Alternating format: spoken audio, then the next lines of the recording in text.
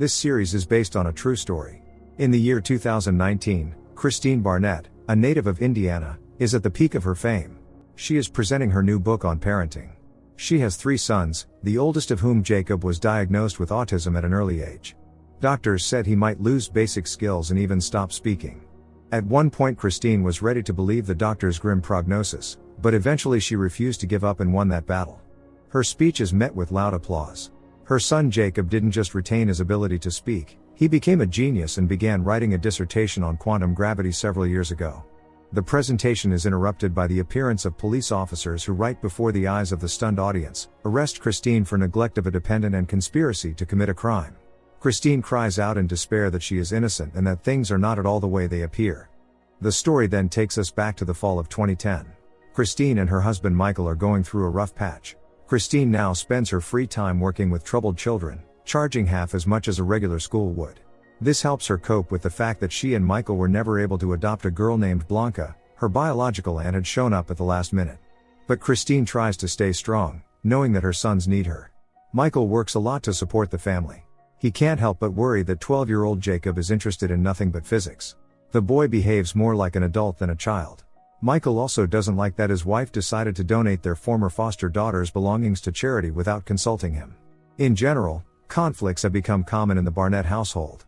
Among other things, the couple often argues about parenting methods. Michael thinks it's wrong that Jacob hardly has a childhood, while Christine fully supports the boy's desire to pursue science.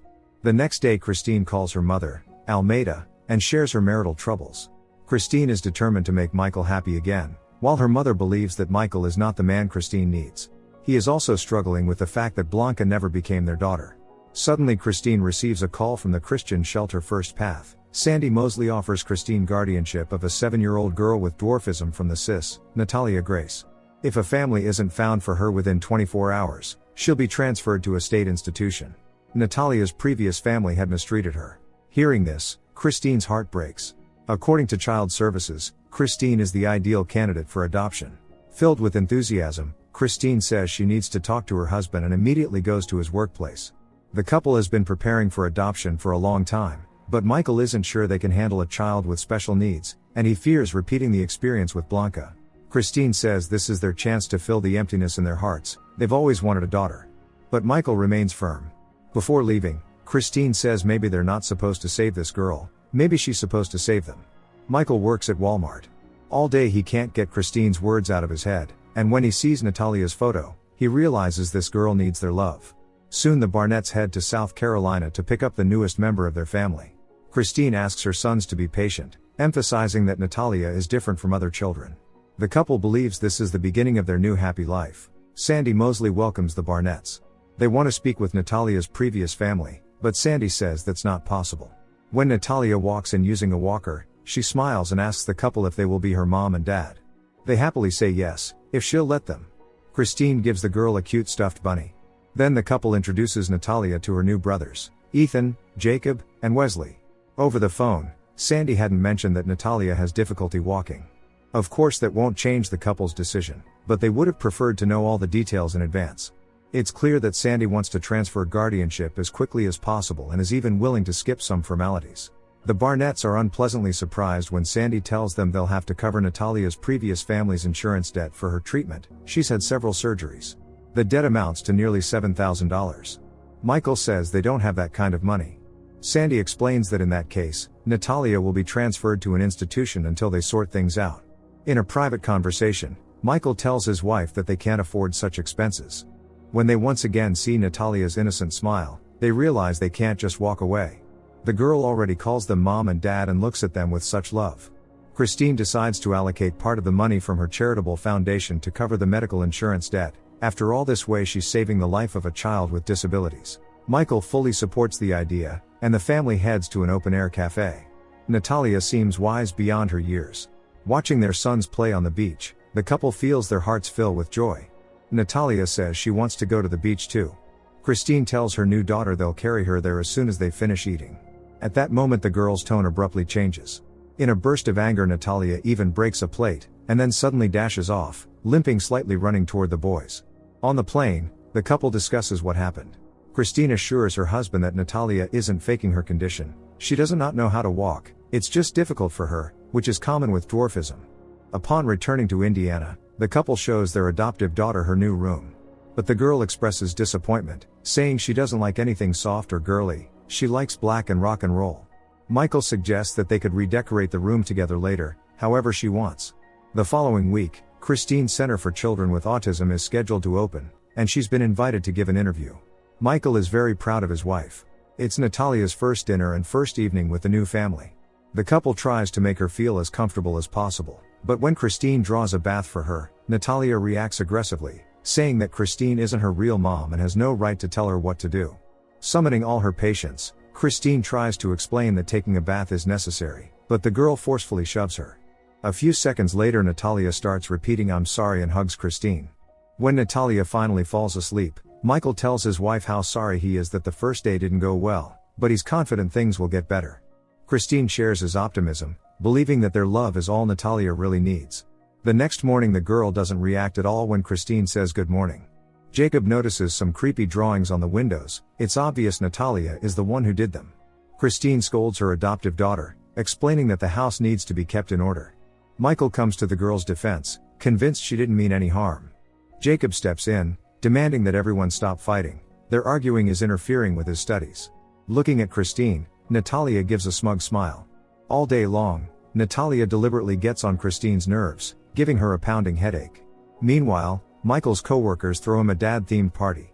Christine calls him and says the payment on his credit card isn't going through. She can't wait until payday, the center's opening is just around the corner.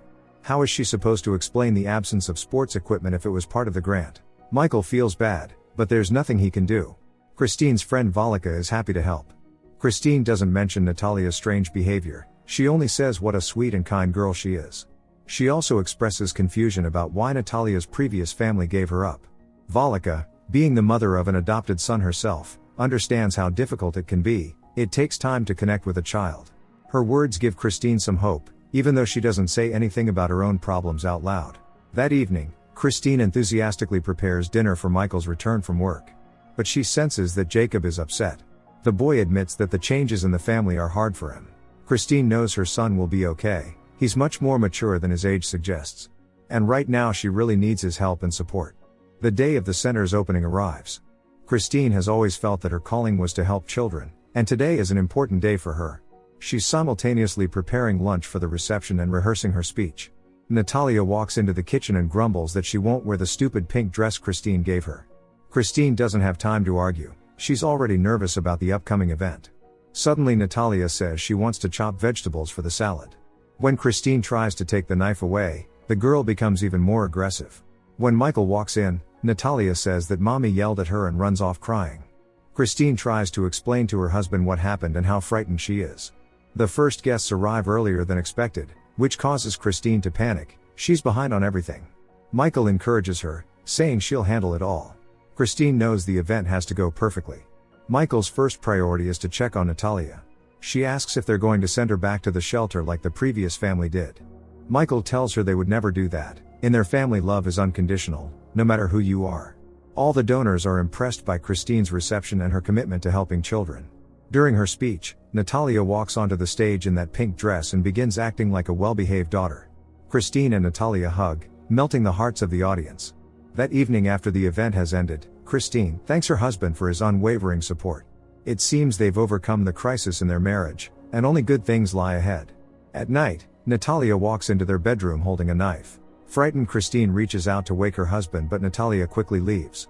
In the fall of 2019, Detective Brandon Drysdale comes to speak with Michael. He is now married to Jennifer. Detective Drysdale is there to hear the story directly from Michael. His divorce from Christine was scandalous, and their sons are currently with her. Christine hasn't spoken to Natalia in a long time. In fact, leaving them alone in the same room would be nothing short of a catastrophe.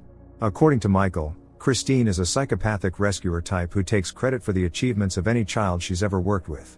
Shortly after Michael's conversation with the detective, the police arrest Christine. She says not a word Michael says should be believed, which ironically is exactly what he said about her. So who can be trusted? In the past, after seeing Natalia leave their bedroom holding a knife, Christine barely manages to stay calm. She goes to Natalia's room and searches for the knife. Natalia pretends she just woke up and claims she was never in her parents' room. Christine tries to speak as gently as possible, afraid of triggering another burst of aggression. Michael rushes in at the sound. Christine tells him she was just checking to make sure everything was alright.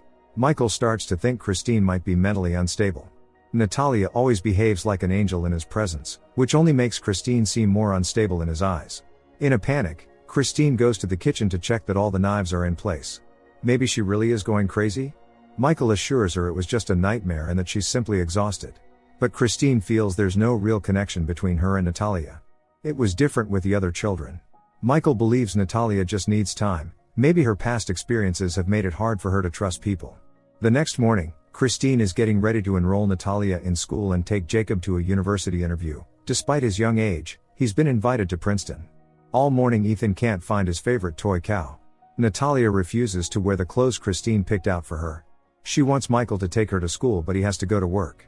Michael does his best to cheer up his adoptive daughter, but when he sees Ethan's torn toy under her bed, he demands an explanation. Natalia says she was just playing and begs Michael not to tell Christine. Michael promises not to say anything, but only if Natalia finds the courage to tell her herself. Afterward, Christine takes Natalia to the school where Ethan and Wesley study. She tells the principal about the girl's difficult background, her diagnosis and years spent moving between shelters. The administration would like to review Natalia's case file, but the court process regarding her prior guardianship was sealed. Moreover, the girl has no documents at all, and the shelter has refused to provide any information, citing confidentiality. Nevertheless, the school agrees to admit Natalia to the first grade, on the condition that Christine provides her vaccination records within 2 weeks.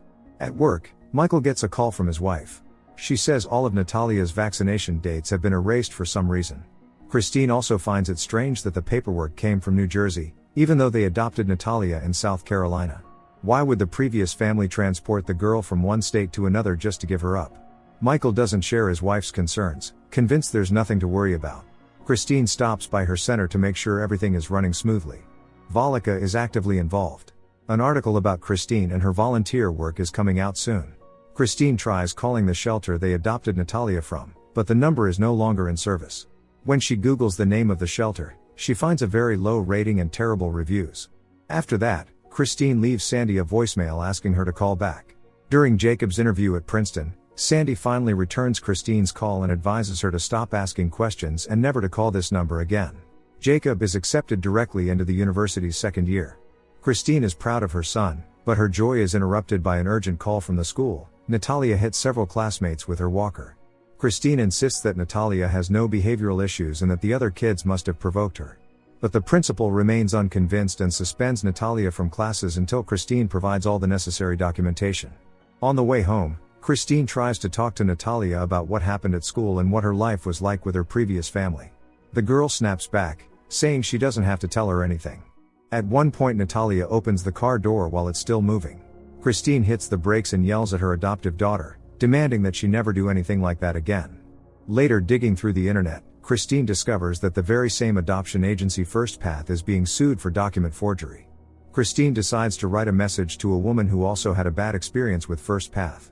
But she keeps this from Michael and doesn't mention today's incident at school or in the car. When Jacob asks why she didn't tell his father the truth, Christine says she just wants to see Michael happy, he deserves it. That woman Justine replies to Christine's message and suggests they meet in person. This isn't a conversation for online chat. Before bed, Michael tells his wife how happy he is that Natalia has become part of their family. He's always dreamed of having a daughter. Christine carefully asks her husband to take Natalia to work with him tomorrow, saying she's too busy. And even though Michael is up for a promotion, he agrees and asks his pregnant co-worker, Jennifer, to keep an eye on Natalia. Without telling her husband, Christine meets with Justine, who shares her negative experience with First Path. As it turns out, the agency often forged documents, including birth certificates and medical records.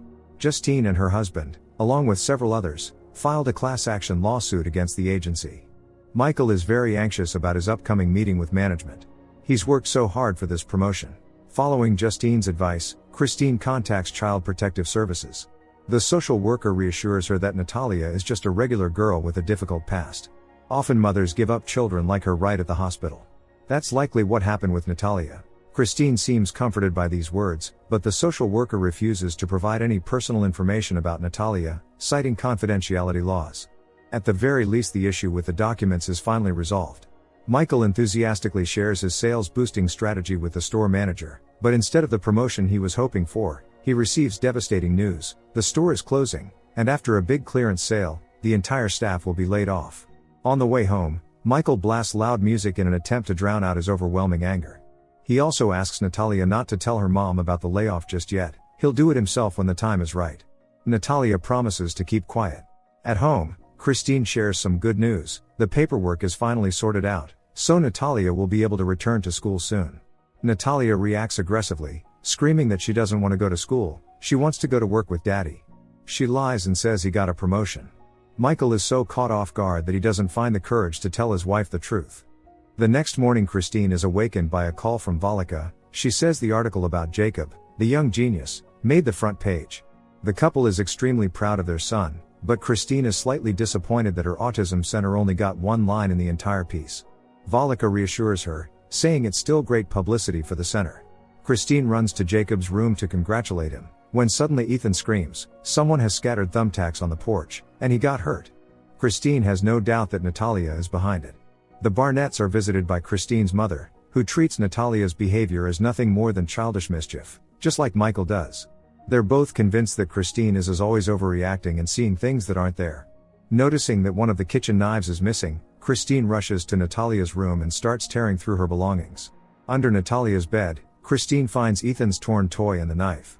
But Natalia herself is nowhere to be found. When Christine opens the bathroom door, she sees something that makes her question whether Natalia is a little girl at all. In the year 2019, Christine Barnett was charged with 8 counts of neglect and abuse of her adoptive daughter. Prosecutors claimed the Barnetts adopted the girl in 2010, and only 2 years later abandoned her in a rented apartment before flying to Canada. Christine is released on bail. The boys are worried their father might be arrested too. Michael does everything he can to tarnish his ex-wife's name. They are now enemy number one to each other. But when Michael receives a call from Detective Drysdale and learns that the same charges are being filed against him, everything changes. Despite cooperating with the investigation, Michael will also stand trial. Back in 2010, the couple takes their adoptive daughter to their family doctor, who says he can't determine Natalia's age without additional tests.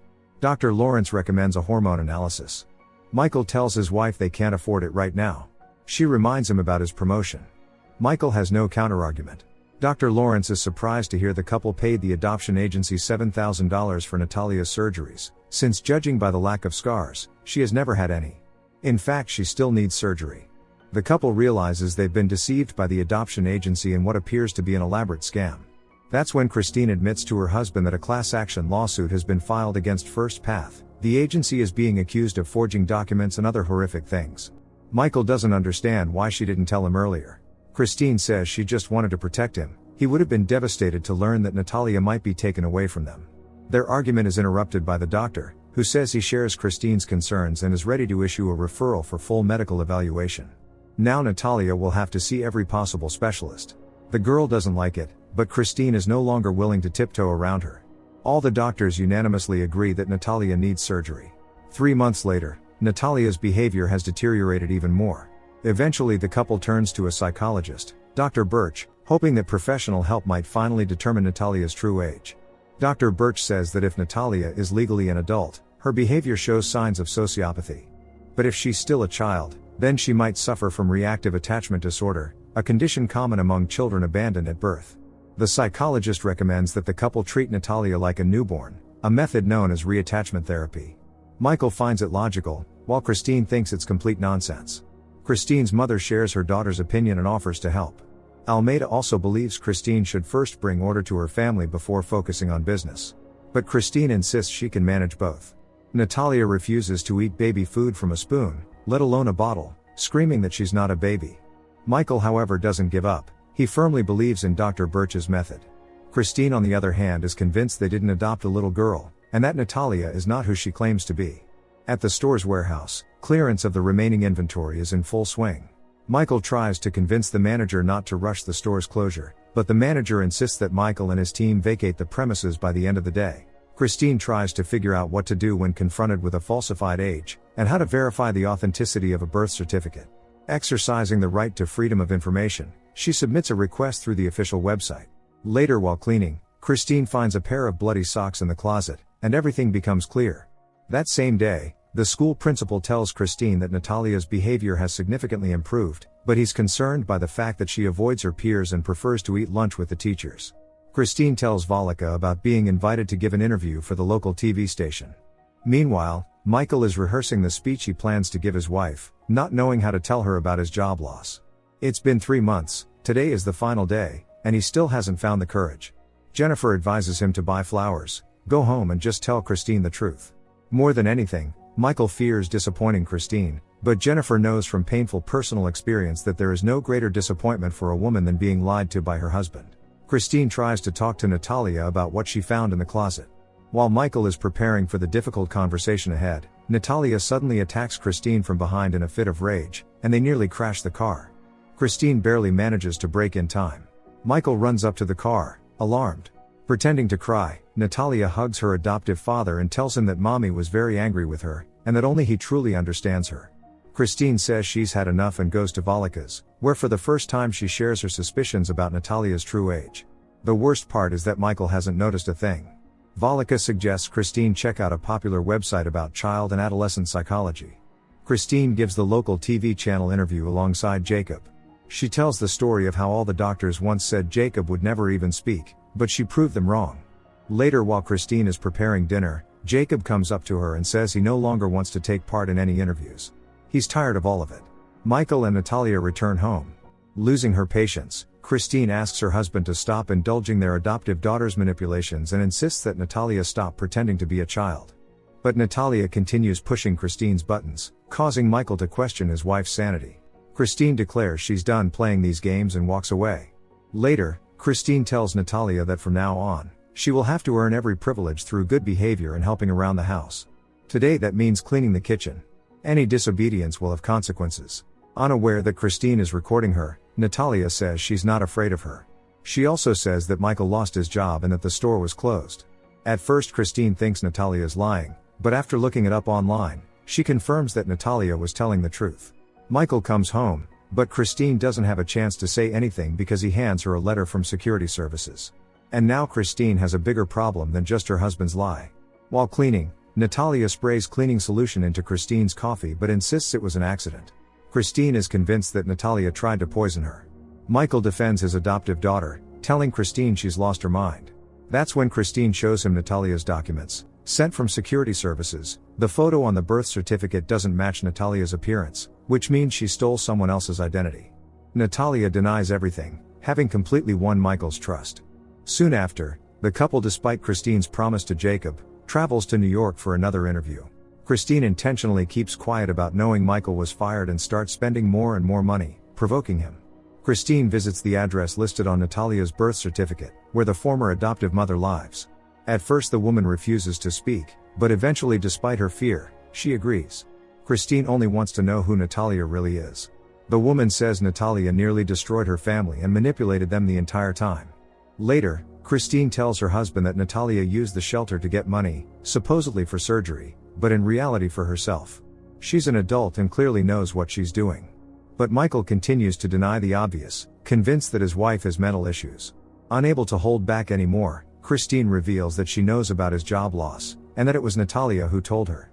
He denies everything: his layoff, the problems in their family, and the fact that they're living with a sociopathic con artist. Christine is tired of talking and plans to have Natalia committed to a psychiatric hospital upon their return. Michael reminds Christine that she's been invited to appear on national television as a kind of Mother Teresa figure, saving disadvantaged children. What will people think if she sends her adoptive daughter to a mental institution? Christine can't believe Michael is trying to threaten her this way. But it doesn't work on her. If he's so determined to keep Natalia and he's unemployed now, then he can take care of her 24/7. When it's time for the interview, Christine and Michael play the part of a picture-perfect American family. Since 1995, Michael had suffered from depression. One day he stood at the edge of a bridge, ready to take the final step. Christine spent hours talking him down, and in that moment agreed to marry him. In September of 2019, Christine tells Valika that, thanks to his new wife, Michael fed the police a bunch of lies and became a victim of his own stupidity. Christine remembers every one of Michael's depressive episodes, only she knows how to handle him. In 2011, Michael became a stay-at-home dad while Christine, following her success on TV, signed a publishing contract. She was writing a book. Before the arrival of the writer, Myra Grant, Christine tells her husband to make sure Natalia doesn't show up. Christine is sure her adoptive daughter will try to ruin the meeting. But instead of Myra, Child Protective Services show up at their door. They received a call stating that the children in the home might not be safe. They refuse to leave until they've spoken to each of the children. The couple is baffled, wondering who sicked Child Protective Services on them. But the workers won't say. What's more, after Natalia's upcoming surgery, they'll be making regular visits to the Barnetts' home. By the way, it was Natalia who said she needed the surgery. Christine is convinced Natalia called Child Protective Services herself, while Michael dismisses her concerns as absurd. The meeting with Myra goes well. Soon after, Natalia undergoes the surgery, which turns out to be very expensive. From the outside, the Barnetts look like the perfect family, but no one knows what really goes on behind closed doors. The couple argues constantly, and the cause of every fight is Natalia. Christine doesn't understand why her husband continues to act like Natalia is still just a child. Work on the book Christine and Myra are co-authoring is in full swing. Myra expresses interest in visiting the Barnett home, for full immersion. Christine quickly texts Michael, telling him to get Natalia out of the house immediately.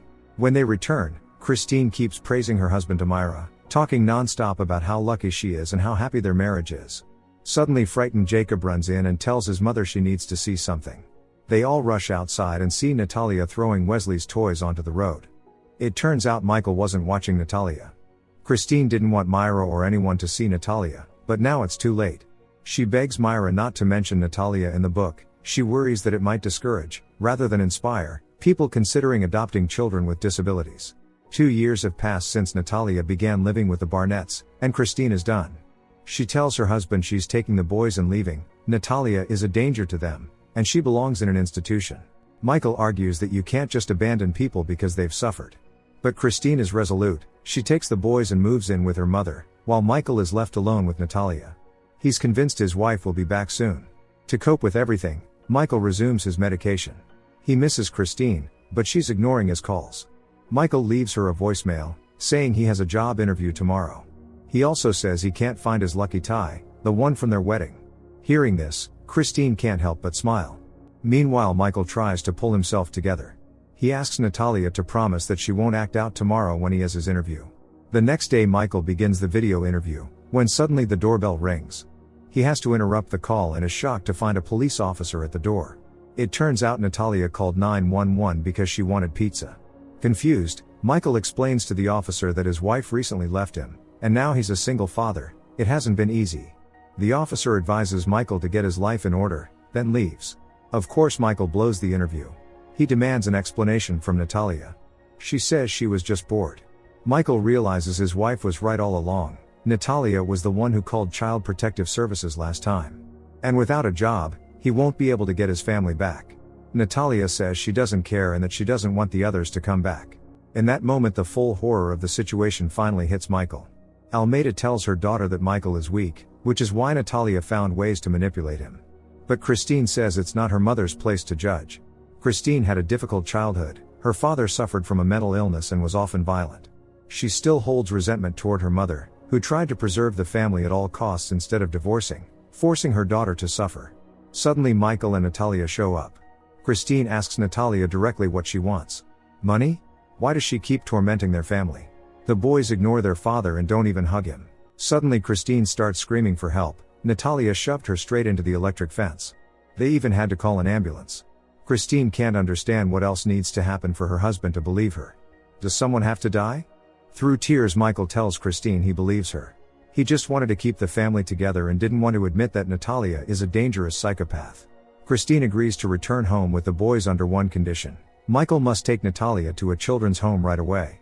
But things don't go as planned. The facility is full and they're referred to another location, which won't be available until the next day. The couple has no other choice but to lock Natalia in the garage for the night. She bangs on the door aggressively, demanding to be let out. All night the couple lies awake, afraid that Natalia might somehow escape. She screams nonstop, threatening to hurt the entire family.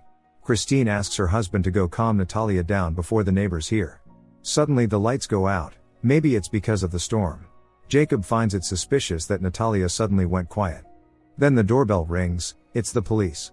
A neighbor filed a complaint about screaming coming from the Barnetts' house, and Detective Taylor wants to take a look around. The couple admits they had to lock their adoptive daughter in the garage because she's a sociopath pretending to be a little girl. Naturally, the detective finds it hard to believe. Christine asks her husband to bring the folder with Natalia's documents, proving she stole someone else's identity. Before Detective Taylor enters the garage, Christine says she understands how this looks, but she's only trying to protect her sons. In fact, Natalia has taken their family hostage. Detective Taylor enters the garage and sees Natalia cowering in the corner. As expected, Natalia tells the officer her adoptive parents abused her.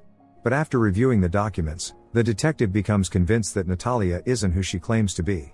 He is the first person to believe the Barnetts, and he advises them to petition the court to have Natalia's birth date legally corrected. That way she can be declared an adult and mentally unfit, and unable to deceive other families. Detective Taylor even has a lawyer friend who can help with the process. Hearing this, Michael and Christine finally see a glimmer of hope and act without delay. A medical board determines that Natalia is already an adult.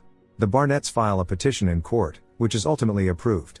The couple decides it's time for Natalia to live on her own and rents an apartment for her, making sure she has everything she needs. They remain her legal guardians, so they continue paying her bills and check in on her occasionally. Natalia is now officially 22 years old and free to live however she wants. Yet she doesn't even thank them for everything they've done. It was far easier for her to stay a child legally. In the present, Detective Drysdale interrogates Natalia, who says everything happened in 2013, a year after Christine and Michael kicked her out. Detective Drysdale wants to know why the Barnetts decided Natalia should live on her own. Natalia admits she hid knives, constantly lied and had violent outbursts. As the interview goes on, the detective begins to feel more and more like he's dealing with a sad child who became the victim of cruel people. Back in early 2012, Natalia cries as she's left alone in the rented apartment. She runs after the Barnetts' car, begging through tears for them not to leave. But it doesn't make them turn back. Feeling betrayed, Natalia starts throwing things around the apartment, convinced she's been treated unfairly. Deep down, Natalia wants to return to the Barnetts, but one way or another, she'll have to get used to this new life. Her fridge is full of food, but no one will cook for her anymore. She absolutely hates it, and on top of that, she can't even reach the upper shelves. She drags over a chair but finds only grains and canned goods, no ready-to-eat food. Natalia doesn't even know how to use a can opener. Only by the end of the day does she manage to eat something. All week Natalia survives on frozen meals and cereal. The entire apartment is already cluttered with empty cans and boxes. She doesn't bother to clean up at all. Even getting into the bathtub becomes a challenge for her, as do many other everyday tasks that most people take for granted. When Natalia once again tries to open a can of food, she injures her hand and starts crying. She feels helpless, not knowing what to do. Eventually Natalia runs outside, pleading for help from anyone, but there's no one around. She enters a neighboring apartment and, spotting some donuts, begins devouring them hungrily.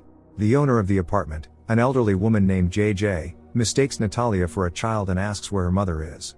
Natalia explains that she's actually 22 years old, she just looks like this. JJ is confused, unsure of how to react to the situation. Natalia begs her not to call the police and asks to use the phone. The problem is, Natalia doesn't know the Barnetts' home number, and she doesn't have a cell phone. JJ finds the Barnetts' number in an online phone book, but no one answers. Natalia doesn't leave a voicemail, assuming she's clearly no longer wanted in that family. JJ tries to comfort Natalia, telling her not to let the distance between her and her family grow even wider. She also offers to help clean the wound on Natalia's hand. Later, Natalia sees an interview with Christine on TV, where she talks about her new book. Christine says that every child deserves love. The next day Natalia goes to the library to find the book. The librarian doesn't take her seriously. Natalia faces the indifference of the outside world, but that's not even the worst part. What truly upsets her is that Christine doesn't mention her at all in the book. This drives Natalia into a rage, and she tries to steal the book, but a librarian stops her. She insists that her mom wrote the book and that she's really 22, but no one believes her. In a burst of anger, Natalia hits the librarian hard and runs off. At home, flipping through the book, she screams about how much she hates Christine. And yet deep down Natalia desperately wants to return to the Barnetts. When the power goes out, Natalia hides under a blanket in fear. She's not ready for life on her own. In the morning there's a knock at the door. It's Michael. He's heard about Natalia's outburst at the library and tells her she needs to get her act together. Christine doesn't know about it because she's currently on a book tour. Natalia denies doing anything wrong. Michael is appalled by the mess in the apartment. Doesn't she realize the trash needs to be taken out? Seeing Christine's book on the table, Michael realizes Natalia really had been at the library. He also calls the utilities department and clears up the issue. The electricity was shut off by mistake. After stocking the fridge with groceries, Michael records a video of the terrible mess in Natalia's apartment, then prepares to leave. Natalia begs him to stay, not understanding why they don't love her, especially since Christine wrote in her book that all children deserve love. Michael tells Natalia that she's not a child anymore, and they're not falling for it. They were ready to give her love and care, but in return she nearly destroyed their family. He asks her to think about that and walks out. Natalia eventually decides to clean up and take out the trash. She also tries to care for her hygiene, hoping to become a better person. She believes she has to earn the Barnetts' love. Later, Natalia goes back to visit her neighbor JJ, whose grandson Kyton is staying with her. Natalia asks JJ to let her borrow the phone again. But Natalia still can't reach anyone. JJ, exhausted after working a night shift, goes to sleep. Kyton says he misses his mom a lot, but she has her own life. Natalia understands how he feels. She hopes that one day Christine will let her come home again. Kyton suggests they go ride the bus. Together they goof off, joking about the other passengers. At one point Natalia says she's actually not 22, she's 8. They get off at the wrong stop and become lost. It's already dark, and they only just manage to catch the right bus. Kyton is afraid his grandmother will be mad. Looking out the window and spotting the Barnetts' house, Natalia leads Kyton there, promising that there's a game console and lots of snacks inside. But it turns out the Barnetts are already halfway to Canada, having left Volika in charge of selling the house. Volika knows Natalia isn't a child, she's only pretending. But right now Volika is more concerned about who this strange boy with Natalia is. Kyton says Natalia lied to him about her age.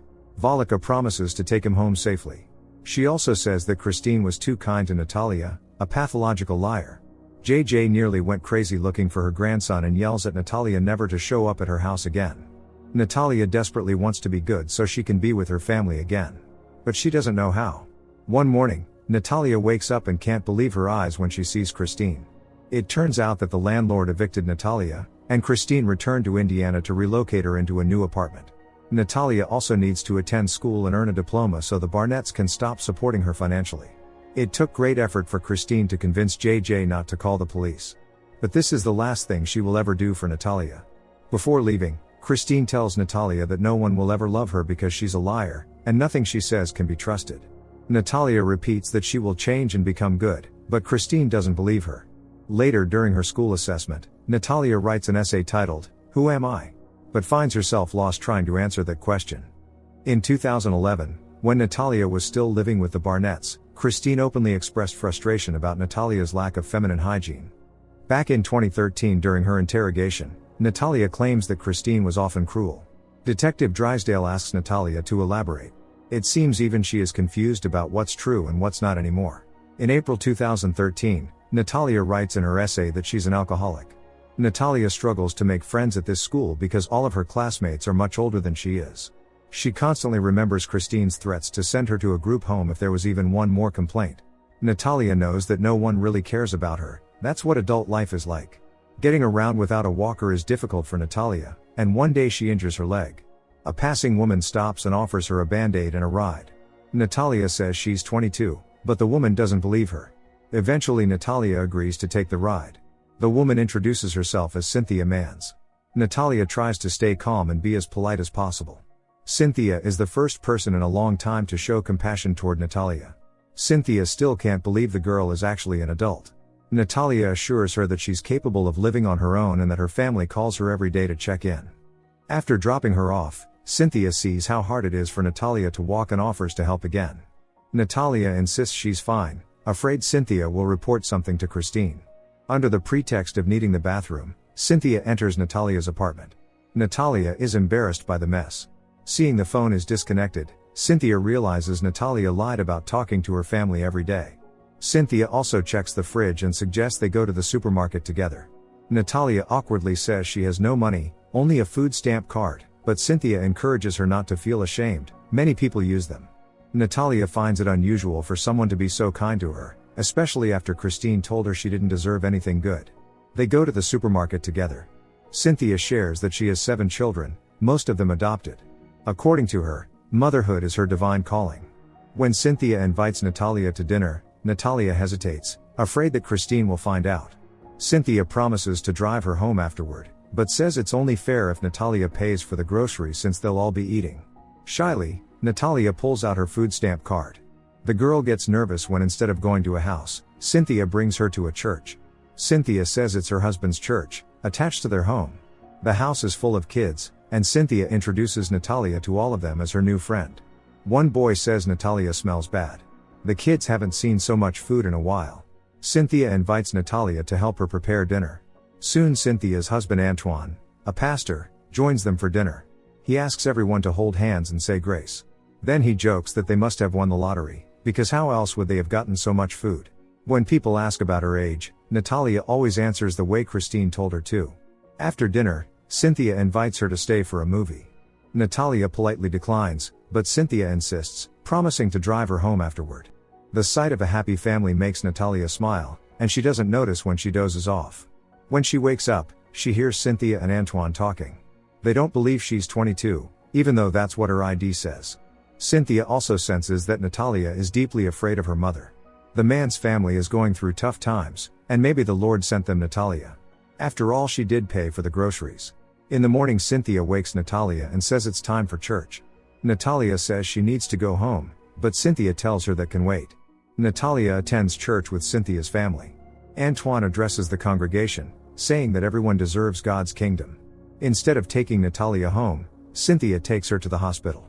Natalia refuses to go, saying she hates doctors, but Cynthia insists. Eventually Natalia gives in. The doctor cannot make a definitive assessment of Natalia's age because there is no access to her medical records. Cynthia lies to the doctor, claiming to be Natalia's mother, but the doctor quickly realizes something is off. Nevertheless, she agrees to perform an X-ray. Later, Cynthia asks Natalia about her disability benefits, which are currently going to the Barnetts. Cynthia suggests transferring the benefits to herself, which makes Natalia lose her temper, realizing Cynthia may be doing all this for personal gain. Natalia manages to regain control. She repeats that she is 22 and doesn't need an adult guardian. Realizing the situation is complicated, Cynthia asks Natalia for a favor, to live with them for a while. Cynthia's family is truly struggling financially. Natalia agrees, but she fears Christine might find out. Soon Natalia and Cynthia go together to social services to transfer the benefits to Cynthia. Day by day, Natalia's anxiety grows. She constantly feels like Christine is nearby. After reviewing the X-rays, the doctor concludes that medically, Natalia is still a child and calls Detective Brandon Drysdale, who accuses Cynthia of fraud.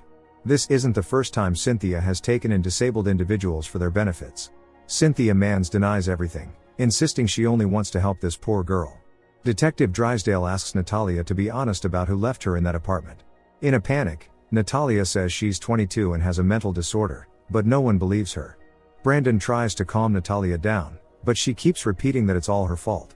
The Manses are not charged. Detective Drysdale gives Natalia his card and asks her to call when she's ready to talk. He genuinely wants to help. All this time Cynthia has been getting calls from the same number. When she finally answers, she hears the voice of a woman who introduces herself as Christine Barnett. Christine has learned that the Manses took Natalia in and claims she is very dangerous. Christine urges Cynthia to return Natalia to her apartment as soon as possible before someone gets hurt. In a panic, Natalia runs away from the Manses' car, recalling all the times Christine was cruel to her. Christine often used questionable parenting methods to teach Natalia lessons. She even made Natalia walk barefoot down the street. After such walks, Natalia's socks were always soaked in blood. Despite everything, Cynthia finds Natalia and hands her a juice box. Natalia asks what Christine told her.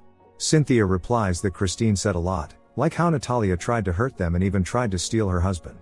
Barely holding back tears, Natalia says it's disgusting and never happened. She admits she could be mean to others at times, but Christine was far worse. Cynthia believes Natalia and invites her back. Cynthia feels Natalia just needs love.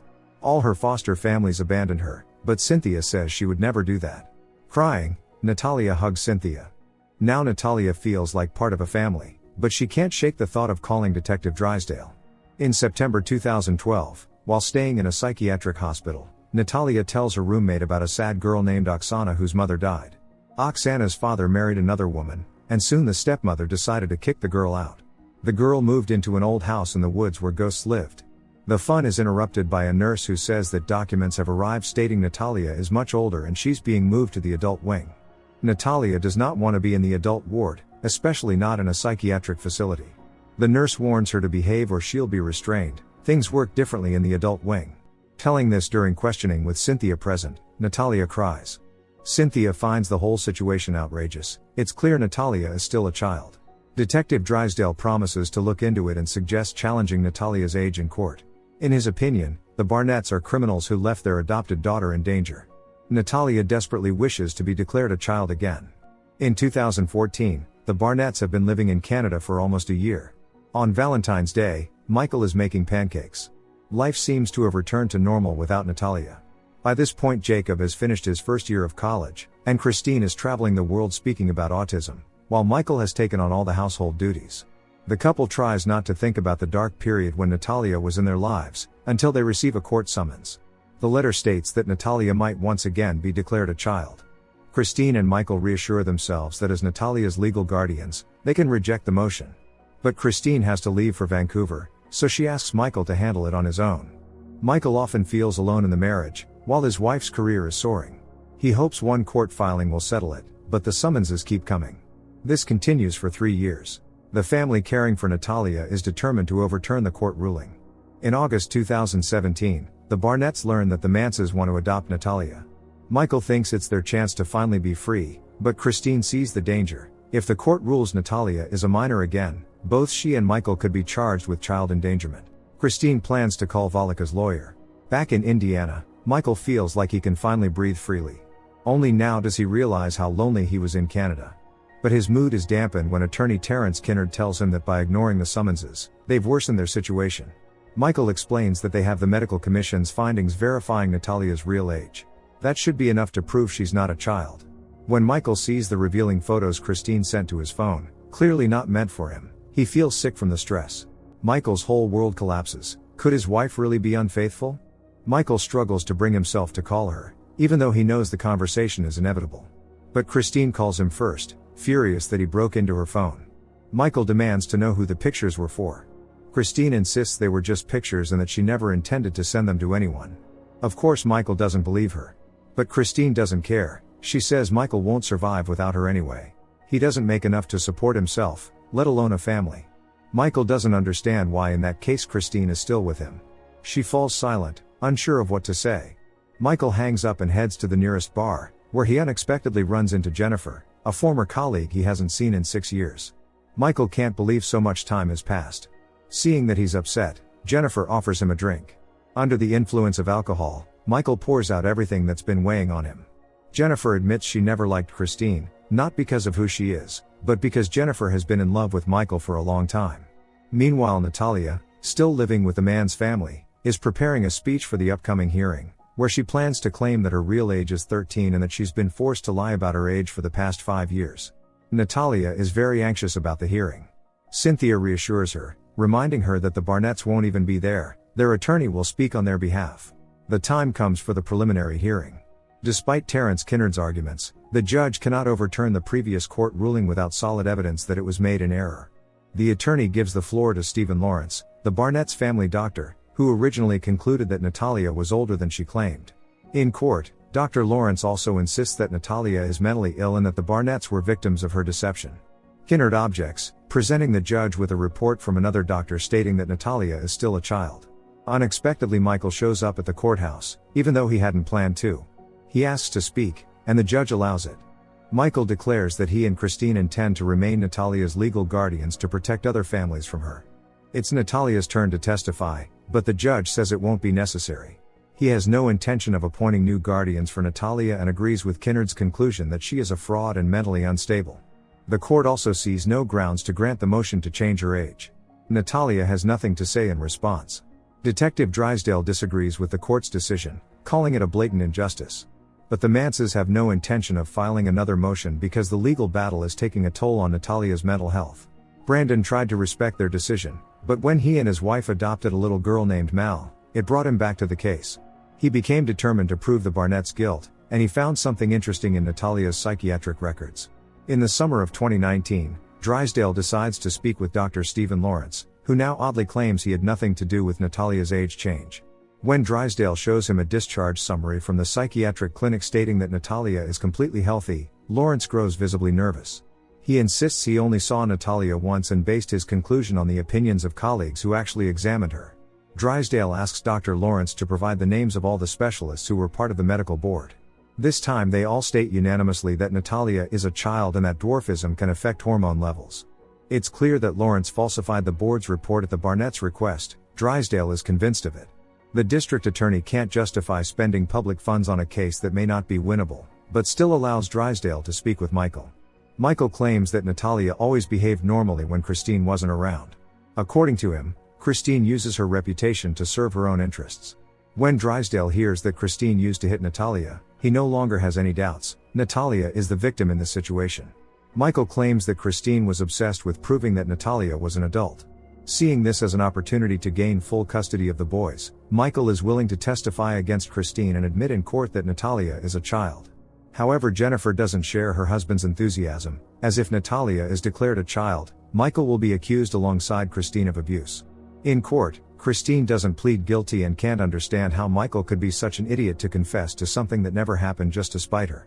Later, Christine and Michael meet in the presence of their lawyers, who recommend that the former spouses act as a united front, otherwise they may both face 75 years in prison.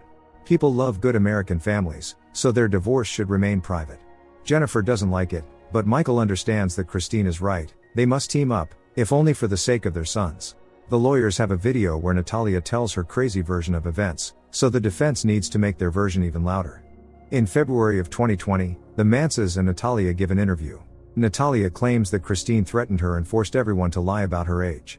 Cynthia confirms that Natalia indeed had behavioral problems at first, but thanks to their support and love, she became a normal child. Christine likely wanted to use Natalia as just another project for her PR but turned out to be far from the ideal mother she pretended to be. Now the Manses want only one thing: for 16-year-old Natalia to officially become part of their family, and for the Barnetts to face the punishment they deserve. It is now 2022, and 2 years have passed since the interview. Natalia has become popular on social media and has launched fundraisers for her surgeries. In a week the trial will begin, first for Michael, then for Christine, and they both have a high chance of losing. Christine says that if it weren't for Michael, they wouldn't be in this situation. Soon the two sides will face each other in court, and the jury will have to decide who Natalia really is, a victim or a sociopathic fraud? Christine and Michael's lawyers will push that version. They need people who will confirm Natalia's adult age and her violent outbursts. However, even Natalia's former teachers are preparing to testify on her behalf, calling Christine harsh and mean. Even Natalia's former foster mother refuses to testify in favor of Christine or Michael. Everyone says the same thing, even the nurse from the psychiatric hospital, who claims that Natalia showed no signs of sociopathy. JJ, Natalia's former neighbor, has also changed her opinion, insisting that the girl looked confused and didn't even understand what she was doing. Most of the witnesses speak in Natalia's favor, but the prosecution still needs a simple and clear explanation for why seemingly respectable people like the Barnetts did such horrific things. That's why 2 days before the trial, the prosecutor requests Christine's social media messages. Michael feels cornered. Kinnard offers a backup plan. If the court offers Michael immunity in exchange for testifying against Christine, he should definitely take it. Michael isn't sure he's ready to go that far. After all, Christine is the mother of his children. Jennifer reminds him that Christine doesn't even let him see the boys. Because of this scandalous trial, many charitable organizations are refusing to work with Christine. Valika continues to support her fully, telling everyone how many children Christine has saved. Now Christine wants to be sure that in court Valika will confirm all the aggressive outbursts and threats Natalia allegedly made. Valika reminds her that she personally never witnessed anything like that, she only knows what Christine told her. When the Barnetts' messages are added to the case file, they become the most compelling piece of evidence against them. In their messages to each other, Christine and Michael repeatedly insult Natalia, calling her a freak and using similar slurs. Their situation worsens further. Their chances of winning the case are rapidly shrinking. Brandon Drysdale gives Natalia a printout of the messages exchanged by her former adoptive parents, filled with cruel remarks about her. It's painful to read, but at the same time it may help her case in court. Brandon is firmly on Natalia's side, believing she is the victim of abuse. Christine senses that her ex-husband is now primarily looking out for his own interests. Michael admits that the prosecution might offer him a deal, and he still doesn't know how he'll respond. Christine refuses to believe that Michael would send the mother of his children to prison, and she suggests he come over to her place so they can talk things through. For the first time in a long while, Michael sees his sons, and he barely recognizes them. They've grown so much. But the boys aren't in a hurry to run into his arms. Christine asks Michael to go upstairs.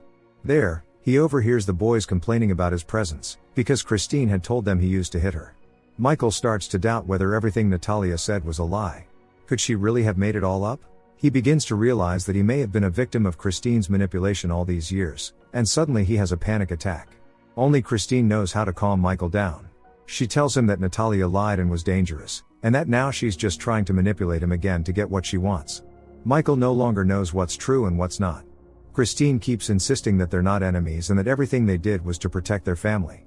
She also claims she never actually cheated on him, she simply felt like he didn't need her anymore. Their conversation is interrupted by the boys, who suggest getting pizza together. They don't mind if their father comes along. The family sits down together, just like in the old days, though the boys still hold a grudge against their dad. Suddenly Michael gets a call from Kinnard with bad news. Natalia's biological mother has come forward, confirming that Natalia is indeed a child. For Michael and Christine this is a disaster. Michael tells Kinnard he'll take the deal if he has no other choice. That's how Natalia finds out that her biological mother abandoned her at birth due to a severe medical condition. Cynthia and Antoine had wanted to spare their adoptive daughter from this painful truth, but on the other hand Natalia has the right to know. The day of Michael's trial arrives, a day that will be pivotal for everyone involved. At last the court will decide who's telling the truth, Natalia or the Barnetts. Kinnard is late, making Michael anxious.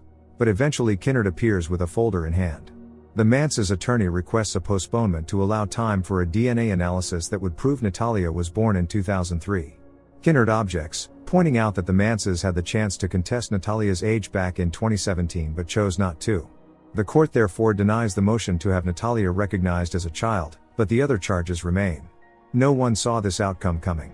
The court gives both parties until after lunch to revise their strategies. After that, a new order will go into effect. In court neither Natalia's age nor any details about her adoption may be mentioned.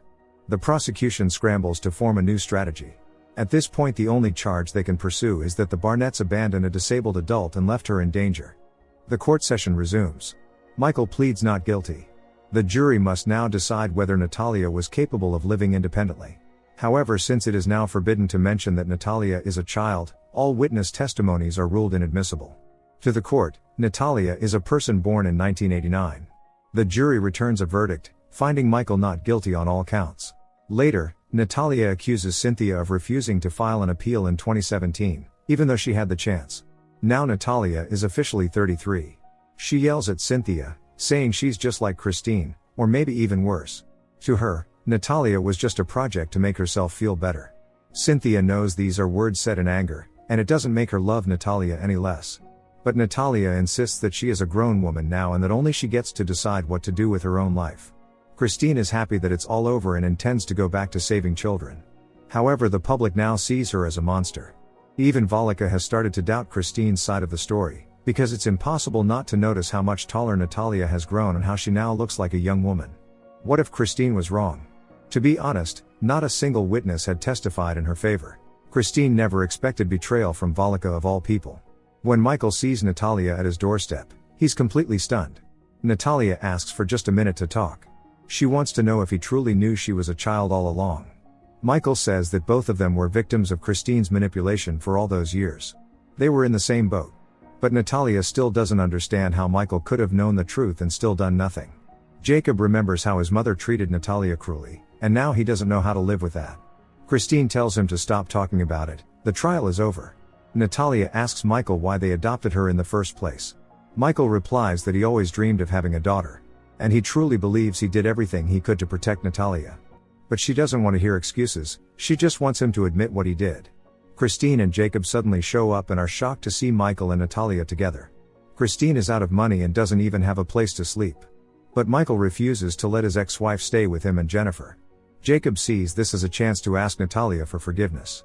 He regrets not trying to protect her, but he was just a kid too. Natalia says she doesn't blame him. Jacob refuses to go with his mother to his grandmother's and chooses to stay with his father. Brandon offers Natalia a ride. He keeps wondering if Christine truly believes her own madness. But then again, what difference does it make, if others believe it too? Michael honestly doesn't know how he'll live with what he's done. Christine is now completely alone. To many, she's no longer a savior but a monster. Brandon feels like he failed Natalia, but she knows he did everything he could. Natalia returns to her adoptive family, where she's always welcome. Many people online continue to support her, calling her incredibly brave and strong. Then a voiceover explains that shortly after filming this series, Allegations of abuse surfaced against Antoine and Cynthia Mans. They deny everything, just like Christine Barnett. In 2024, with the help of a lawyer, Natalia received a U.S. passport. Her official date of birth is now September 4, 2003, which means she is only 21 years old.